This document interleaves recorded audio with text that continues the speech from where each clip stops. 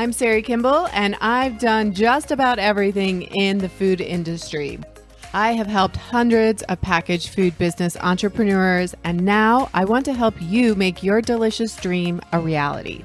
Whether you want to be successful at farmers markets, online, or wholesale onto store shelves, food business success is your secret ingredient.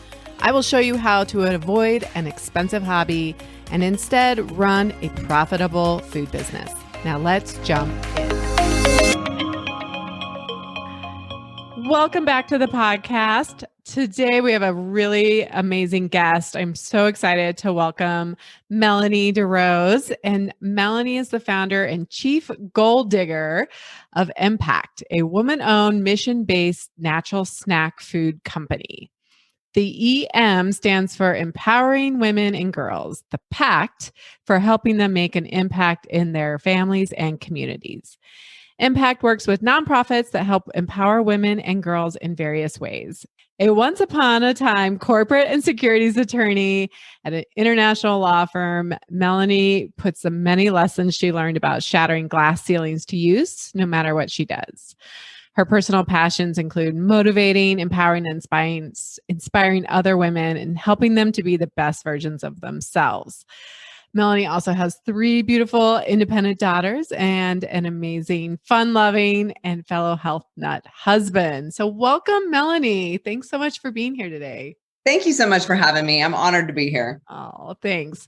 And we shall say you and I both serve on the board for Colorado Food Works, which is where we found each other and connected. So, an absolutely wonderful organization, by the way. Yes. So if you're in Colorado and you're a food brand, little shout out to join us over there. It's a big $25 a year investment. So. Totally worth it too, for what you totally get for that. It's amazing. I know. We just launched a Slack channel. We're having some really great conversations with CPG brands over there. So come join us. I'll put the link in the show notes. Anyway, we won't go on and on. So Melonie, I just want to I know a little bit about you. And obviously when we were talking about you joining the board, I learned a lot more, but tell me your story. Tell us your story, because I think it's going to resonate with so many people listening who have professional jobs. They're wondering if they should pursue this dream. So take us back as far back as you want to go and just tell us your story. Yeah, I can relate to that group of people. That was me for a long time with an idea, but frankly, I was scared to pursue it. I, as you mentioned, am by trade a corporate and securities attorney, which is about the most risk-averse profession you could ever have in your life. So if you start thinking about taking the risk of becoming an entrepreneur, it's like all these things flare up like, oh God, then I won't have the security and I don't have any, job security, or what about my income? So it was a struggle for me to take the plunge, if you will. I was working at an international law firm. I had a great job. But I had 2 really compelling things that were working against that job. And one was this burning desire to be an entrepreneur and to pursue this passion of really helping other women. I could mentor people at the law firm and it was an exciting job, but I just always felt like that was lacking. And that was a big part of my identity. And I just had this burning desire to do something in that field. And then did you grow up with like an entrepreneur family or anybody? I didn't at all. I didn't either. My dad was a lawyer. My sister's a lawyer. My cousin's a lawyer. I grew up. That was the track, right? I was going to be a lawyer. Yeah. And I not really entrepreneurial at all. And I don't know where that came from. I think it was just, it excited me. Law is very rigid and there's not a lot of, it's hard to be creative. Yeah. So I was lacking that. And I was lacking, this ability to help other women. And then also I started having babies. So what happened was, I had my first daughter at the law firm and a lot of things. I mean, we could do a whole podcast about how I left the hospital feeling like I still looked pregnant and like being in tears when I had to pull my maternity clothes out of the attic because I had put them away. Nobody warned me that you still look pregnant when you, in fact, in my latest pregnancy, I have 3 girls. My second daughter, when we left the hospital, she said, "Mom, is there still a baby in there?" was so Oh my gosh, mortifying. right? So anyway, I'm in this, I'm having a difficult time as a new mom finding fitness solutions or wellness solutions as I'm at the firm. I have no time. I'm working like crazy. I can't find anything to do in my home. And I have this wild idea to go launch a fitness video company for women, for new moms, geared towards new moms. I had no idea what I was doing. I wasn't a trainer. Like I've always been pretty fit, but I was just like, looking on way back then, I'm not going to age myself, but it's like I could find a few YouTube videos on some yoga workouts and that was it.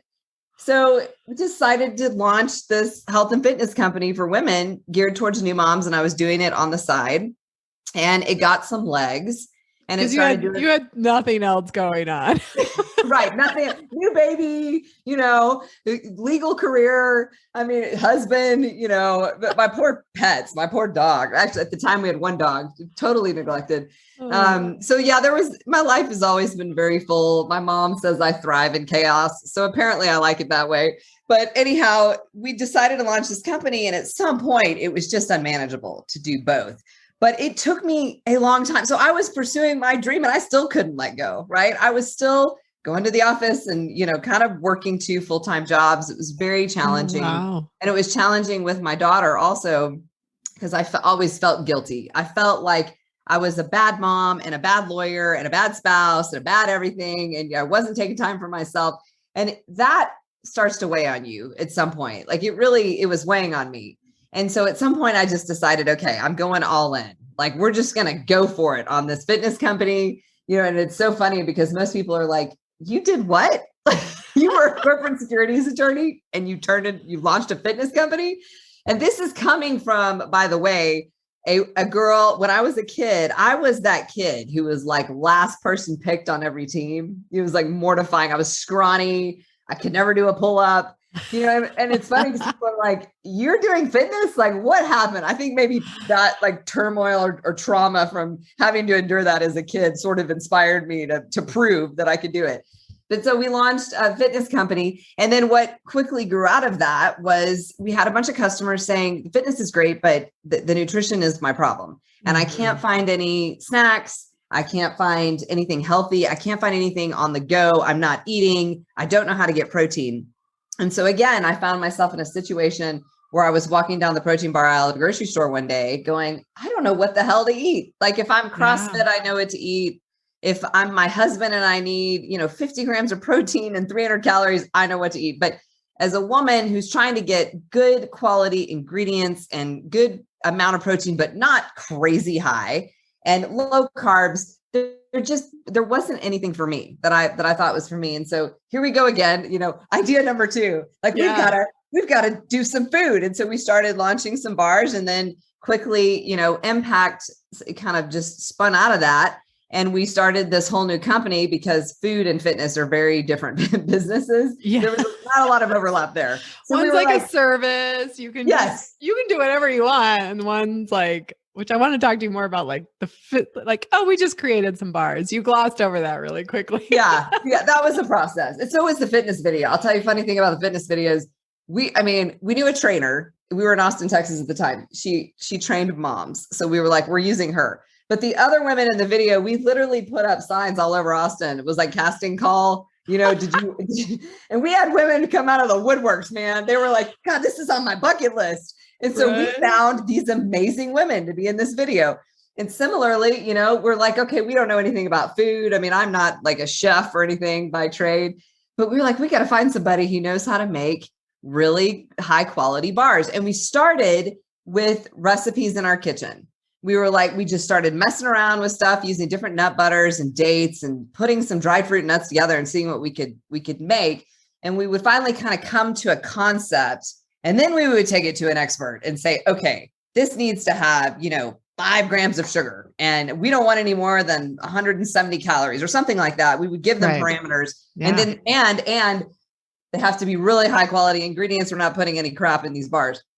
Excuse my language, but we made it work. We had a lot of people tell us you can't do this. We had countless, dietitians say not possible. We had manufacturers say you can't produce the bars like this unless you extrude them, which is a kind of a process where they put it in a machine and it it pressurizes it and squeezes Right. out something disgusting.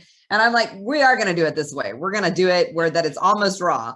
And we found a way. I don't know how, but God willing, we found a way. And so that has sort of been my story. And then with that, we made Impact mission-based because that is hugely important to me. And I'm incredibly lucky that I get to fulfill my personal passion of helping other women through my job. And, we made it that way. We were like, we're going to work with nonprofits that help women. And it's not going to be conventional. So a funny story about that. And then I'll shut up because I know I'm talking so much. No, you're the guest. You just keep going. So we approached a really big nonprofit and we said, we want to work with you. And we were trying to find supplements to go to pregnant moms. That was our thing was. And I'm not going to name the nonprofit, but they told us, okay, great. Give us $25,000 and we'll put you on our website. And I was like, that doesn't sound like a good idea. Like I'd rather give that $25,000 to women who need it. So instead of going that route, which is a great route, I mean, I think it's awesome to donate to nonprofits. We have taken a very hands-on approach where we do all sorts of different projects. We've done projects with the Women's Bean Project, which is a nonprofit here in Denver, where they've packaged goods for us. They help chronically underemployed and impoverished women transition to full-time work. So they create a job program. And we will give them program. Yeah. I mean, it's amazing. Their statistics on placement and retention are incredible. They're doing some amazing things over there. And if you don't know that nonprofit, check it out. Yeah. But we will, we'll have the women over there prep gift packs for Amazon or, prep our online orders, whatever we need to do, discrete projects. But, on my worst day, and there's a lot of those in a startup CPG business, on my worst day, if I walk into that organization and see women working on our stuff. And, I can remember very clearly this one time, this woman came up to me and said, I just want to say thank you very much for giving me this job.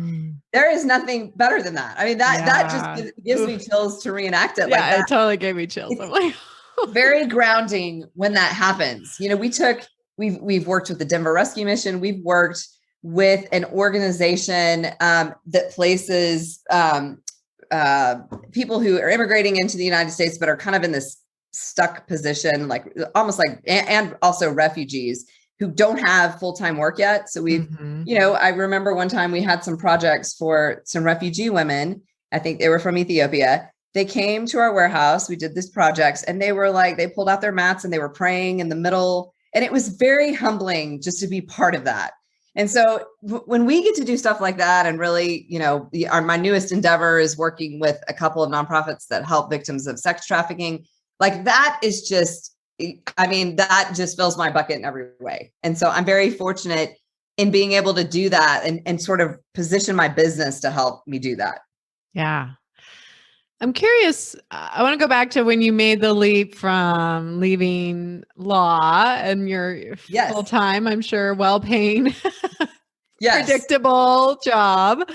What do you think you were thinking when you were like, I'm going to leave that and I'm going to go all in on my entrepreneurship? It was not an easy decision. I mean, my husband will tell you that I tried multiple times to make that leap. And the fear got in the way, right? The fear of the security. I mean, everything. It was just, I had a routine. I had habits. We had a network. I knew what I would do every day. I mean, there was variety, but I knew what my day would look like. And it was predictable. And the salary was great. I mean, I missed that salary for sure. And the security that came along with it. And we had a daughter and we were really nervous about healthcare and all these things that you don't necessarily get when you start your own business. But at some point, I kind of looked at my husband and we just decided like, I can always come back to this. Yeah. I can come back to what I'm doing now, or I know I'm marketable enough. I can find something, right? And I'm very ambitious. And so I'm driven. And so I knew that I would be able to find something. But the thing I didn't want to do was wake up 20 years from now and have all these regrets of what would my life have looked like if I had gone this way? And yes, there's way more risk and it's scary. And it would, I had stomach, pains just thinking about what could go wrong. And I'm that person. That's what I was paid to do as a lawyer, right? Identify risk. Like oh my God, what if this? And what if, oh crap, what if this? And of course, when you're an entrepreneur, you have those OSHIT moments like every day. And it's a challenge. So it took me a while. I don't want to make it sound like it was an easy decision that I made haphazardly. Yeah. It took a while. I was saving money. I needed to have a certain amount of money in the bank just in case. Mm-hmm. And but ultimately it was, I don't want to look back and regret this. And the other thing that was pulling at me was, what am I modeling for my daughter? I have 3 daughters now. And what is it I'm modeling for them? I'm all about empowering women and shattering glass ceilings. I've worked in very male dominated industries. I've seen, I've seen the gamut on sexual harassment to just not giving opportunities to women. I feel very strongly about advancing, women in any profession. And I'm like, what am I? And it wasn't that I was not modeling that as a lawyer. It's just, I knew at some point they would figure out that I wasn't pursuing what I was really passionate about. And that is what I wanted to demonstrate for them, that you can pursue your passion. It's much more fulfilling. You should do that. I was just taking the safe road out, great job, easy. I mean, it was not easy, hard job, challenging job, great job, but not ultimately what was really like grounding me and having a fulfilling life. Yeah. Oh, so good. I mean, because I always wonder, like, you got to have a reason. I call it your, compelling why. Like, you got to have a reason that's big enough that will overcome all of the crap, right? All of the fears, all of the doubt. Well, and it's got to be strong. Yeah. I want to say one more thing, because I think a lot of people can identify with this.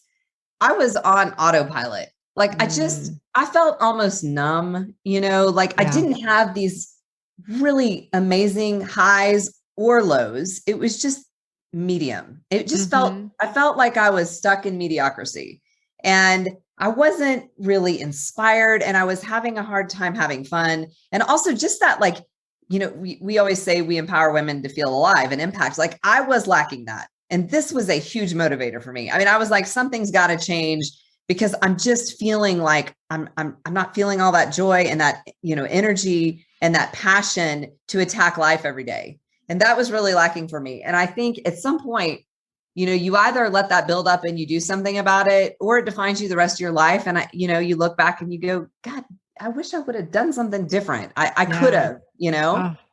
So that was another catalyst in me leaving, is I just was like, I don't want to be in mediocrity anymore. Right. Yeah.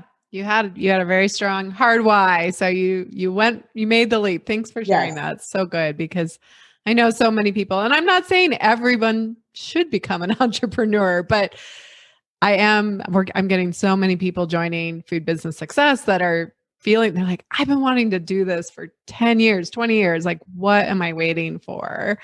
And I think the pandemic has really helped spur, light a fire under a lot of people. It's like, I mean, why not? Like, I guess what I also would say is, what is the biggest thing that can happen? Right. Like, if you have some financial hardship, possibly. That was my big thing. That's my, I've got this scarcity mindset that I'm dealing with and have been for a few years after discovering personal development and emotional intelligence. And that's a real thing, that fear of, you're in a position and losing all that. That's a real thing.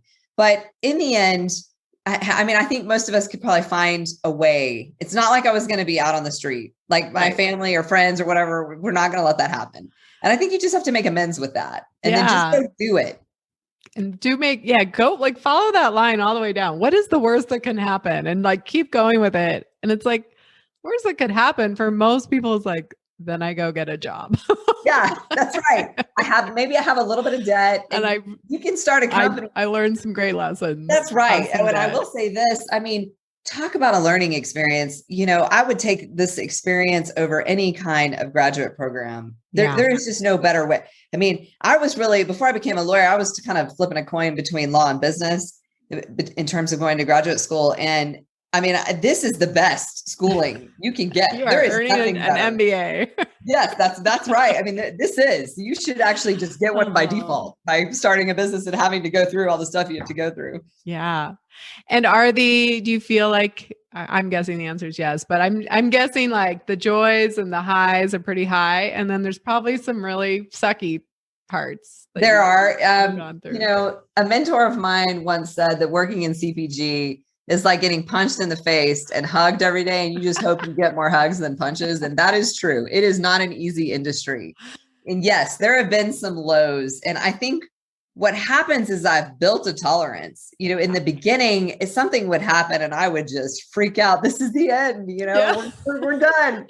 And we always survived. And now I'm like, it really does you build this tolerance, and I brush it off and I'm like, okay, we'll figure out how to deal with that. Nobody planned on COVID. Like, talk about the biggest punch in the face to most businesses. And we're like, okay, a lot of our customers just got shut down. What do we do now? I mean, you have to pivot it. On the other hand, man, there's some amazing things. Like, when we got into our first retailer, it's just such a cool, when I walked the stores of H-E-B in Texas and I saw our product on the shelf, and I was like, I made that. That was so cool. I mean, the high associated with that, and maybe that sounds really lame to some of your listeners, but to me, it was such an endeavor to get it there that I'm like, holy crap, there it is. Like, it's real, and same thing when we're working with nonprofits and we really affect people's lives. There's no trade-off. Like, there's nothing better than that. So yes, the highs are much better than what I was doing. And this isn't to say, like, this isn't for everybody. Like you said, I have a really good girlfriend, a few of them, like, they love practicing law. They like get all psyched about contracts. Right. But like, that just wasn't me. I mean, I like it, but it's not like I'm going to, get all pepped up and do jumping jacks whenever I finish a contract. Yes. Signature. Yes. I love it. Yeah. Well, thank you. It's so good. So we've been talking, I've been kind of doing a little series, interviewing some great guests on customers and making it about your customers and not always about you. Cause that's a tendency when we start a business, we make it all about us, which of course there is that element, but then we got to sell product and we got to sell it to somebody besides ourselves and our mom. And yep, that's exactly right. And so we've been talking a lot about brand identity and voice. And I was thinking about, like, who would be a great guest from the flip side, not the people doing the work that's their job, but a brand owner like yourself. And I thought of Impact and that you'd have a great story. And I think you do such a great job. You guys we'll definitely put their link and website in the show notes. And I actually use you guys as a model a lot of times when I'm working with clients, when we talk about branding, because it's so obvious to me, like, who your customer is and how consistent you are. So I'd love to we can dig into that topic some more. Like, how did you create the brand voice, the brand identity? I mean, obviously we talked about women and kind of losing weight after pregnancy. So you kind of knew your customer pretty well, but yeah, I'm love to go into this because this is my jam. Because when we started this company, like you said, it's all about what do I think the brand should look like. So the first thing we did was develop core values, right? Number one core value, everything we do is to empower women, right? But we had a lot of core values that were like, we're going to have fun. Everybody takes out the trash. Like, just this whole list. We actually had to, being the lawyer I am, I think I had 25 core values and I had to wean it down to 5 or 10. But, the first thing was everything has to be about empowering women. We're all about women. People ask me all the time, why don't you make bars for men? I'm like, I don't know how to do that. I know what women want. I know what I wanted. And when we started this company, one reason that it got legs and it started is I was asking all my friends and they were having the same concerns. They were having the same complaints about lack of options. And so, I took all that feedback and it happened to be consistent with mine, and we developed this company. So in terms of branding, all the way from the name, we wanted to pick a name of our company that every time we said it reminded us that we were all about empowering women. And that's why we have the M+ Pact, and you already said what that stood for. Then when we started working on the voice, I wanted to be like the anti-corporate. that was very personal. Yes. Because I had been in this very professional, granite countertop, of like the way I like to talk about it, law firm, which was great and very professional and very prestigious. But I didn't want to have to wear a suit anymore. And I wanted to just be myself. And I didn't really feel like I could 100% be myself in that environment. You walk into a courtroom, I think pantyhose are still required in some of them. That was not me. So we were like, we're going to have fun with this and we're going to make it a little sassy. And this is the audience I think we're going to appeal to. But we're not going to worry about what that audience necessarily thinks about how we're, our brand voice or our what we're saying, our branding. We're going to just create what we think is going to be this awesome brand that helps empower women, that is sassy and fun and colorful and bright. And when we say we empower women to feel alive, we want people to see that when we're developing our packaging and so on and so forth. So we started that way, and we chose as our avatar, we chose Jennifer Lawrence, who I have the biggest crush on ever. I love her. And I love her because she's an incredibly powerful woman, but she doesn't take herself too seriously. And she's really funny. And so we started out developing things like the way I would see her saying it. Like, how would Jennifer Lawrence say this? And that was our person. And it just became really easy. And part of that is because I can identify with her and I like her voice. It became easy to start spinning out content and write emails and develop, we have a graphic designer, but we would give her the phrasing or whatever. And it became really fun. And part of this is like, you have to have fun with it. If you're just doing it to make a buck, it is going to show, I think. So we were having fun. Obviously, we'd like to make a buck too, but we were having fun. But then if you want to make a buck, I don't know that CPG is the way. So true. That's not the best industry for you. Start there.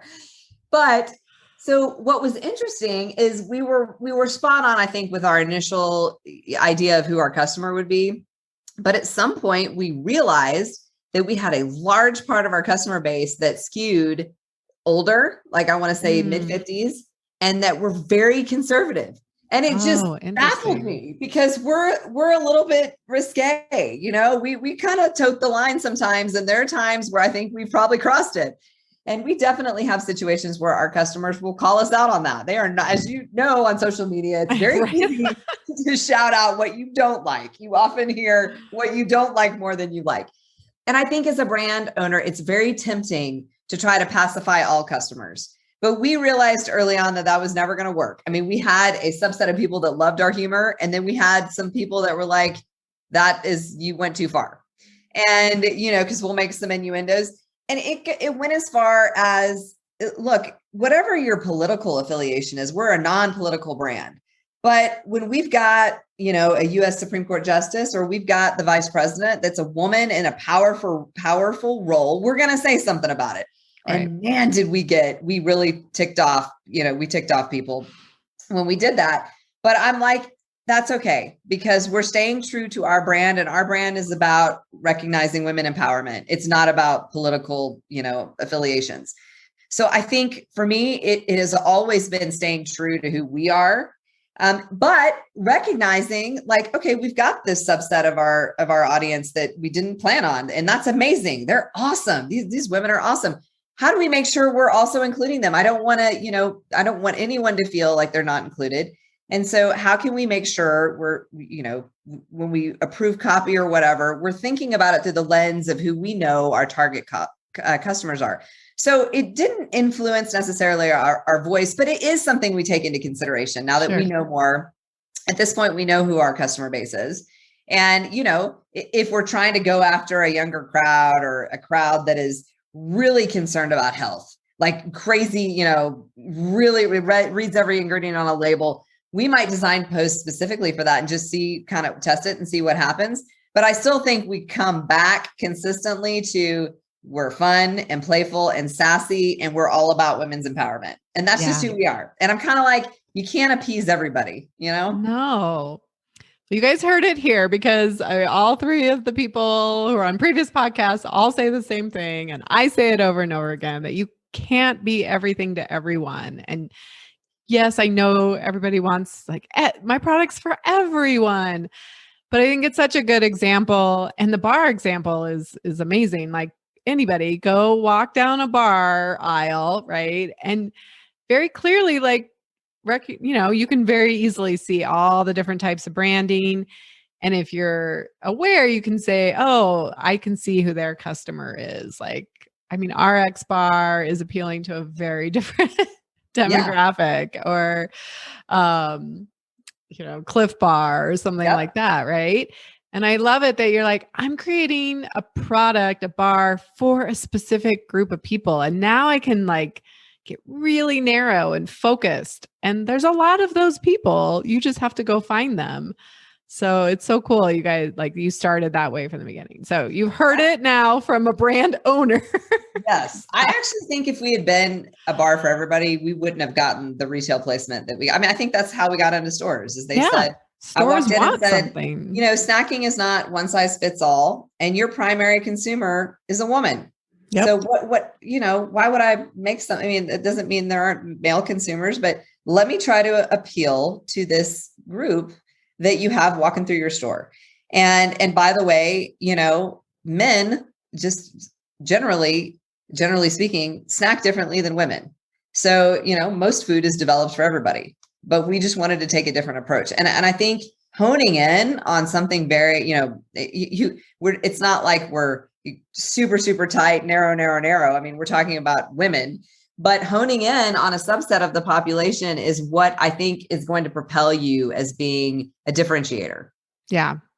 But women of probably a certain age, women yes. With certain values, right? I mean, yeah, absolutely. So you have some more definitions, but I always look at it like it hit me on another interview that I did with a guest. That's like, you're trying to get all these people in your funnel. And if you can narrow down, then you spend a lot less money and time trying to get everybody in the funnel, because ultimately you got to narrow them down anyway, right? Not everybody's going to be. And I think that makes messaging so much harder, because who are you trying to appeal to? I mean, look, we've got a lot of kids eating our bars. That was news to me. I mean, they're very healthy. And one of the reasons we made them so healthy is I wanted to be able to give them to my daughters and know that they were eating clean food. But we did not change our messaging to go to kids, right? Because then it gets I think people start getting confused. I mean, we're all in on women. Now, maybe one day we'll do a kids bar, but it does not make sense just because we have a subset of our customer base being kids. Obviously their parents are buying it for them, for us to then try to change everything to appeal to kids. Like, it just doesn't, exactly. It doesn't make sense. And if other people want to buy your bars, some guys great. Like, we're not saying no, we're just saying we know who we are. Yes. And we know what we stand for as a company. We know our brand voice. And if other people want to come along for their journey, great. That's right. Absolutely. That's awesome. So it sounds like it's changed a little bit. I like that, because how old is Impact? We should probably. So we're a few years old. We launched at our first retailer at the end of 2016. Okay. And then we grew in retail pretty quickly after that. One of those things where it's like, I wish I knew then what I know now. It was kind of like you just learn as you go kind of situation. And then from there, lately we've really started to pivot and focus more on e-commerce, because we've never really been an e-commerce brand. I'm gravitating towards that, number one, because I can control the experience with the customer. And control is a bad word, but it maybe not the best word. It's just, if a customer, whatever experience they have with our product, if it's in the store, I don't know unless I'm there sampling. And right now that's very difficult to do with COVID. So without sampling opportunities, online, I actually can communicate with the customer. And I do that all the time. I am very hands-on. I call our customers. I'm emailing. I think everybody in the world at this point has my cell phone number and my email address. I'm like, just call me. And, customers are always blown away when I call, and I'm like, oh my God, you bought my product. Thank you. Like, I'd love to talk to you. And so that is sort of the direction we're heading as a traditional retail brand, but now pivoting more to the e-commerce. Okay. And so did you get into a big retailer to start? Yes, we launched in, I don't know, a couple hundred H-E-Bs in Texas when we first started. And H-E-B is a big grocery store chain in Texas. We had an opportunity. We had an amazing buyer who saw a lot of potential. And that was the route that we had an opportunity for. So that was the route we took. And then after that, it was like, okay, distributors and trying to understand this business and how to make it work. And like you said, it's difficult to make money when you're working with, you got the distributor and the store. And then you got marketing and co-packing and yes, everything, right? It's a complicated business. It seems like it shouldn't be so complicated, but the way that it's been designed and, kind of the default structure, there's lots of pieces. Yeah. So that was the route that we took. And just because we had our first opportunity, we learned how to do it. And then we expanded from there. But now I'm pulling the reins back a little bit just because it hasn't been the easiest to work with retail lately. It's been a challenge. I think a lot of people now also are gravitating to ordering groceries at home. I think COVID really just jumped the statistics on that. Yeah. And now, I know I will get my groceries sometimes from Amazon Fresh or whatever, Instacart, just because I don't have time to run to the store. And that I think is where we're headed.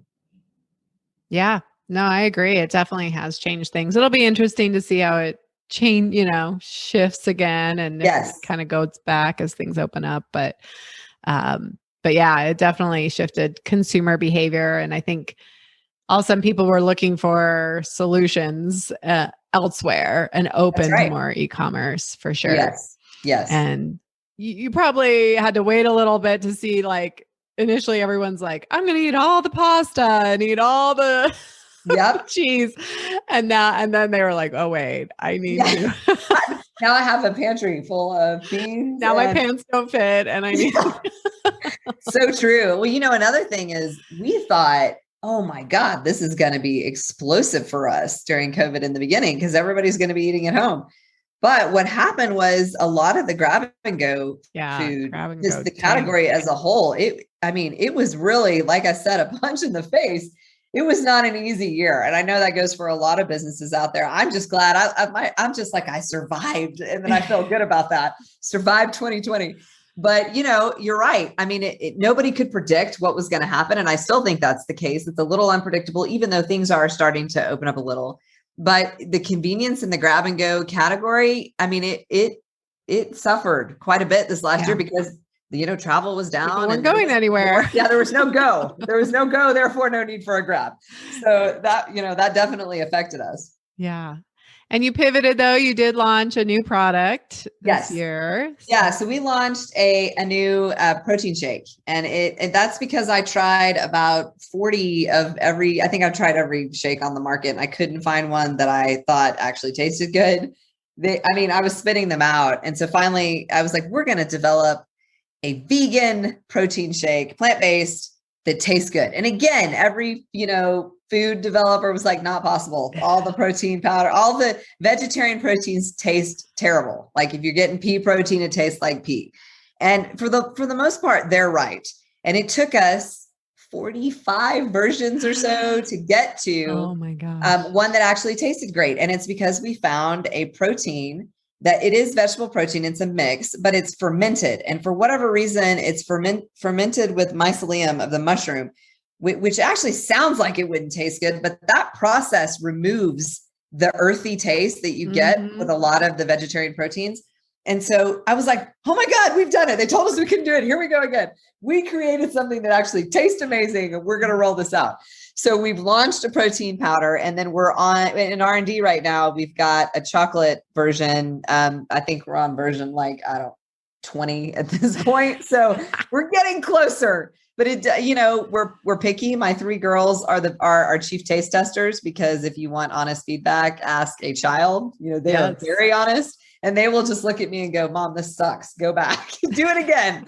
So once I've got all 3 of them signed off and we're close, we will launch that one. But and that is a way for me to involve them in this business and to see what it's like and to make them a part of it. And that's very important to me. Yeah, that's so fun. It's got to be super. It is fun. Super fulfilling to bring them on and have them be part of the company. And that's right. That's right. They help. When we're naming a product, peanut butter party. My oldest daughter, I think she came up with the party part. We were just spitting out names, and I was like, that's it. We're doing it. And so if, to the extent I can make this something, they can have some ownership in it. That's so cool for me. And I know it's cool for them. So I try to do that. Amazing. Yeah. Um, makes me not feel as bad. I'm on a version 28 with a project right now in R&D. So you make it, I was like, oh gosh. I know sometimes it takes a lot, but the payoff is great once you get it. Yes. I don't like to settle, and that might be a big character flaw because sometimes, it doesn't need to be perfect. You just need to get it done. But with food, I have found that people are not going to eat it if it doesn't taste good. So it's got to taste good. Gotta meet your stamp of approval. Yes. That's I right. typically do tell people B- work. We got to get it out there. Yes. Although with the actual food product, I do think it's worth spending. Yeah. You want to put a good product out.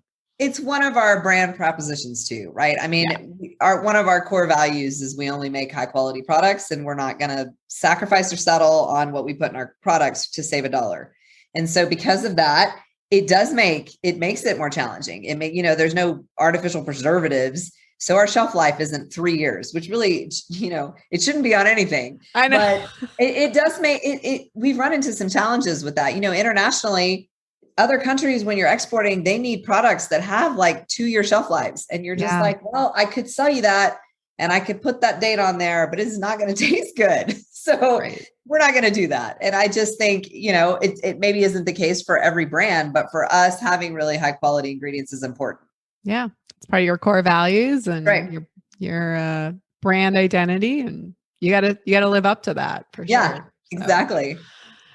And I, for all the people listening, you were like, oh, we got into our first major retailer right out of the gate. I'm like, I want to just caution people that like, that's unusual. It is true. That is unusual. That is unusual. And it sounds like, there are multiple paths that people go down. Like a lot of my people are like, let's start at a farmer's market and let's scale up gradually. Sounds like, you went in, you never manufactured the product yourself, right? You went straight to a co-packer. That's right. You went in big. You did the branding up front. You did all of this work up front. You invested in it. And then you had a crap ton of product that you had to Yes. Yeah. Because as you know, when you're working with a co-packer, their minimums are very high. But we were able to, you're right. We skipped a lot of the steps, but we almost went backwards because one great thing about starting out at a farmer's market or with e-commerce is you get to vet your product. And we did not. We had what we created in our kitchen, and then we had a food scientist involved, and then we had what the co-packer made. And that was it. And I will tell you that our first run and the bars that we sold was not our best work. Like we definitely had some tweaking. The bars got sticky and we weren't prepared for that. And we were like, oh God, who knew? Because as you know, a food product over time, it changes. It does. When you start out with a farmer's market or you start out low volume, you get to test that. And it is true that no matter where you start, once you get to the co-packing level, the product is going to change. There's just no way to replicate it the way you've been doing it at a smaller volume. But the only way that you're going to figure out what happens is to make probably a minimum of 30 or 50,000 of these things and then see what they do over the course of the time. year. You can't replicate time. That's right. So that's a challenge that I think we could have done better with if we had started off, on a small scale. I'll never forget on our first run, some of my friends were like, oh yeah, these are great. And I'm like, oh God, we got to do better. And we did. But with any food product, when you first start out with a co-packer, it's just going to take a couple times, but you can't let me just write off those 50,000 bars we made. You have to sell them. And you just, the key there is you have to sell them really fast because you don't know what's going to happen. And you're like, okay, we're just going to make this many and we're going to sell them. And then we're going to hold some back and see what happens. But I think starting off on a smaller scale affords you some of that trial and error and ability to tinker with your recipe till you get it where you need it to be. Yeah. And one thing I noticed, I've talked a lot about sort of a generous spirit. And I think probably, I guess when I think about what I have seen that's sort of a non-tangible for food brands is having that generous spirit of just the fact that you are serving other women and you've made that part of your business model. But I think so many people hold it so close and they're like, I can't give away product or I can't, do there needs to be a spirit of okay, I'm going to be giving away a lot of product here and I'm probably not going to be making a lot of money right at the beginning. but I do think it comes back to you. Oh my God. First of all, like that's the best advertising dollars spent. I mean, forget the Get ad. out your product. Get your food out. You know, we always, when I'm running the numbers, even on margin, there's always a percent. There's a percentage for waste because we know we're going to have some waste when we're making the product. And then there's a percentage that's going to samples and free fill. And that's part of this business. Like you cannot, especially in retail, you cannot deal with stores unless you're willing to give them a whole lot of free product. That's also the case with a lot of our wholesale customers because they need to test it. And I get it. It is very expensive. But the way I rationalize that is I'm like, well, I could go spend that money on an internet banner ad, which is great, or I could get this product in people's mouths. And once that happens, you know, typically I've got them. It's just, you know, as a small brand and you're competing, especially even in the stores, you're competing on end caps. And if you don't have the kind of budget to afford any of that, you got to get creative. But for me, you know, even to the extent where we'd stand out in parking lots of grocery stores and hand out bars. I mean, go outside of big events. Guerrilla marketing. Yes, totally. I'm not sure if I'm violating some kind of permit rule. Probably not supposed to be. Right? Just do what you can. I love partnerships with other companies where they're like, can I include a bar in these, you know, because then I know I've got somebody who will buy something, right? Yeah. And they're a consumer of this baby like product and it doesn't work to compete usually, but some kind of like product, or maybe they're just healthy. You know, I'm doing one this month actually with she does like kind of a organic tooth powder and all sorts of kind of dental and organic skincare. And so she's doing a beauty box and we're putting some of our shakes in there because like, this is probably our same consumer. Yep. So much easier for me to let them test it than, you know, them seeing a internet banner being like, I've never heard of that company. You know, I have no idea if that's any good. Now it's got a stamp of approval from this business owner over here who they respect. And for me, it's just kind of a win-win. Yeah. I love it. Going out there, be generous. Know you're going to give away a ton of product. Yes, you are. And time, like the fact that you're calling up customers, right? That's also a generosity spirit. That's personally fulfilling for me too, though. Yeah. I mean, I like get something back. Sure. Yeah. And I love I'm always like, what can I do to help you? You know, and if they're struggling with something, I've had women call me, you know, I really can't lose weight, or I'm really trying to improve my skin. Talk to me about your collagen, you know, because we've got one bar with collagen in it. I'm like more than happy to have those conversations. Yeah, I mean, the way I see it, especially for customers, I'm like, man, you took the time to put down your credit card or whatever, however you bought our product. Like the least I can do is talk to you and say, thank you. Yeah. I'm curious, how do you spend like a typical day? Like what's that's a question, man. I don't even know how to answer that. I can tell you this, my morning routine is consistent. The funny thing, the great and bad thing about being a lawyer is that you can never lose that title. So, you know, I get the most random calls for legal. I'm like, I'm doing a food company, but yeah, you know, still on the side.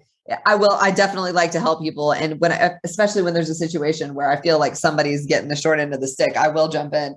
But, you know, it just came to mind because yesterday morning, I woke up, you know, I had a couple of calls scheduled. I have my morning routine, and at 6 a.m. I start getting calls from a good friend who's like, my cousin or my brother got detained at LAX and we don't know what to do. They're telling him they're going to send him back to where he came from. It was, you know, coming in from a different country. And I was like, this is a new one. And not something I really thought would ever be on my plate, much less today, but okay, let's dive in. You know, I'm on the phone with the British consulate to try to get this resolved. Oh my gosh. So my days are pretty nutty, but I will tell you that I very much protect my morning routine. I have to, there's so much to be done and you can never get it all done. So that's the first thing I had to make amends with, because I'm a to-do list person and there's never enough time. So I will not sacrifice my morning routine, which typically just involves a good hour-long chunk where I have to myself, where I'm getting ready, but I'm listening to an audiobook, or, you know, some days if I'm exhausted, I'll just have music on. But if I don't have, you know, a really head clearing moment in the morning where if I find myself start worrying about work stuff, I have to clear it or it just kills my day. Yeah. So I have my morning. I have this ritual in the morning where I do 3 gratitudes, 3 brags, and I'll tell you about that in a minute, and then 3 desires. And the brags came from myself and my husband recognizing that we never really celebrate our wins. It's just easy to dismiss and go on to the next thing.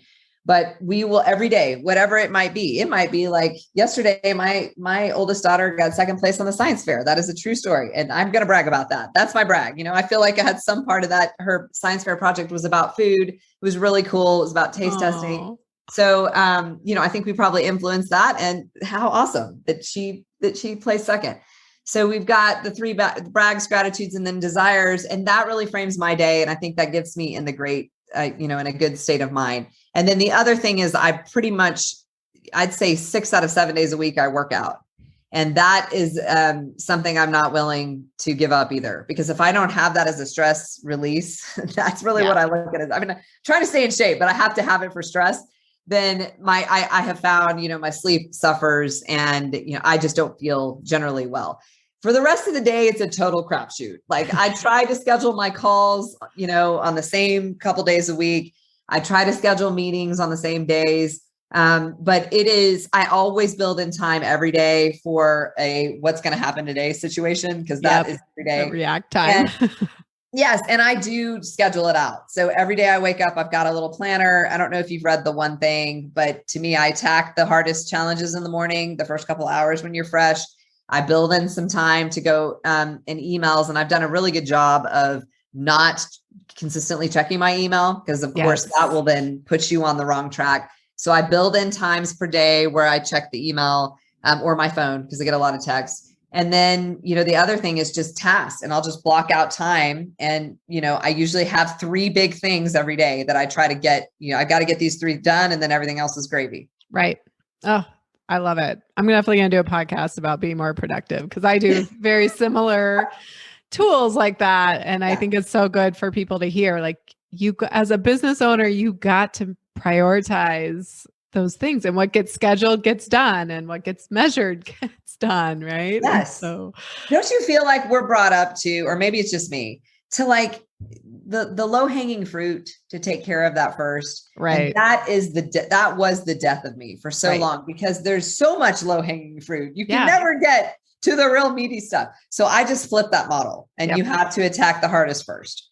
Absolutely. That's how you're going to actually move your business forward. That's right. Right. That's right. So, all right. Well, this has been amazing. What final words of wisdom, what would you tell somebody who's thinking about, should I leave my professional cushy job, or? Yeah, I would say just do it. I'll just use Nike's slogan. And then I would also say, don't let fear get in your way, because I am that person. I mean, I am the one who was scared and who doubted myself and who really didn't feel confident.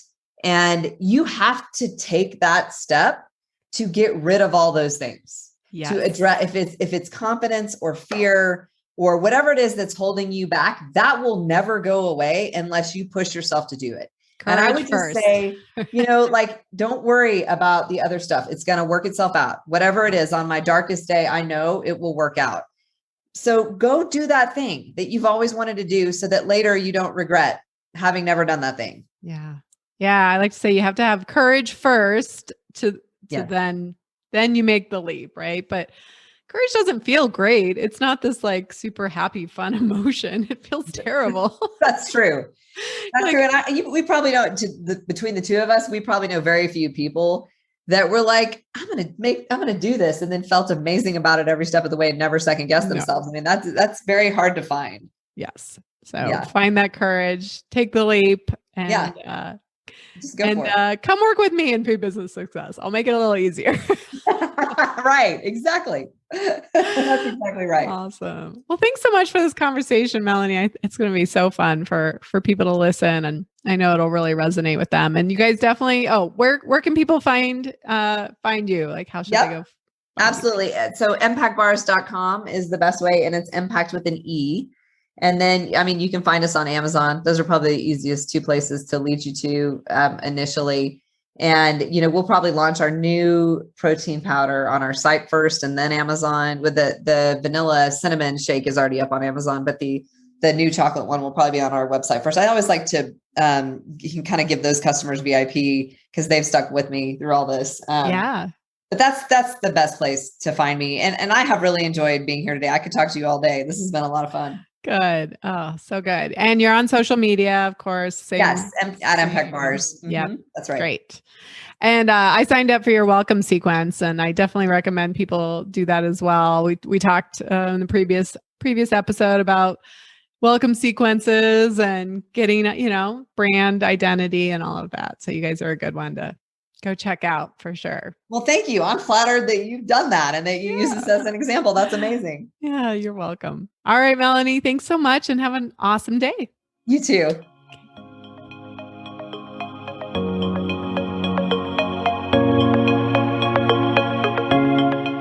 Are you ready to start that delicious idea that you make in your home kitchen or grow your existing packaged food business and take it to the next level?